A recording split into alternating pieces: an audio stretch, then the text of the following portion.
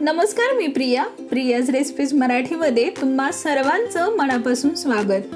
आजच्या रेसिपी व्हिडिओमध्ये आपण बनवणार आहोत स्पेशल चहा मसाला। चला तर मग सुरुवात करूया आजच्या रेसिपीला।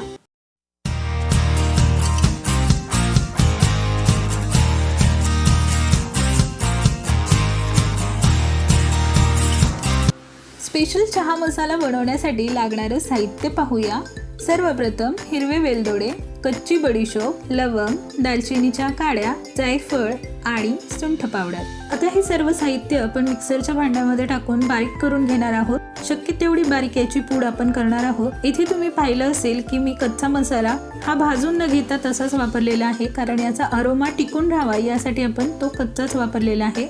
सुंठ पावडर ऐवजी तुम्ही अख्खी सुंठ टेचूनही वापरू शकता। यानंतर जायफळ आहे ते आपण थोडंसं कुटून घेणार आहे आणि मग वापरणार आहे, ज्यामुळे ते मिक्सरमध्ये इझिली बारीक होईल।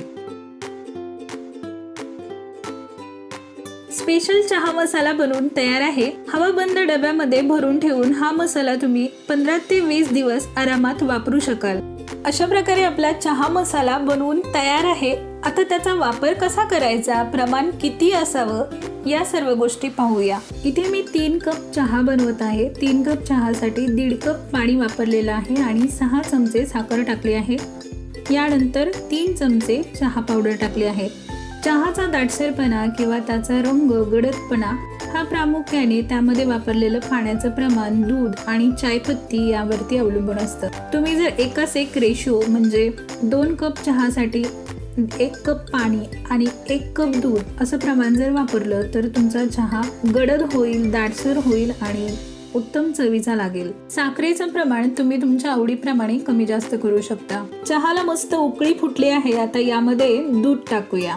चहा बनवण्यासाठी शक्यतो तापवलेलं दूध वापरा, कच्चं दूध वापरत जाऊ नका, किंवा फ्रीज मध्ये ठेवलेलं दूध सुद्धा आधी तापवून घेऊन मग त्याचा चहासाठी वापर करा, ज्यामुळे चहाचा जो रंग आहे तो छान खुलून येतो। चहा ऑलमोस्ट बनवून तयार आहे। आता सर्वात शेवटी यामध्ये आपण आत्ताच तयार करून घेतलेला स्पेशल चहा मसाला टाकणार आहोत। चहा मसाला सर्वात शेवटी टाकण्याचं कारण म्हणजे त्यामधील अरोमा, सुगंध किंवा त्याचा फ्लेवर हा तसाच टिकून राहावा यासाठी आपण चहा मसाला सर्वात शेवटी टाकणार आहे। चहा मसाला टाकल्यानंतर साधारण 1 मिनिट चहाला उकळी फुटू द्यायची आहे आणि त्यानंतर चहा गाळून पिण्यासाठी तयार आहे। आजची रेसिपी तुम्हाला कशी वाटली हे मला कमेंट बॉक्समध्ये कमेंट करून नक्की सांगा।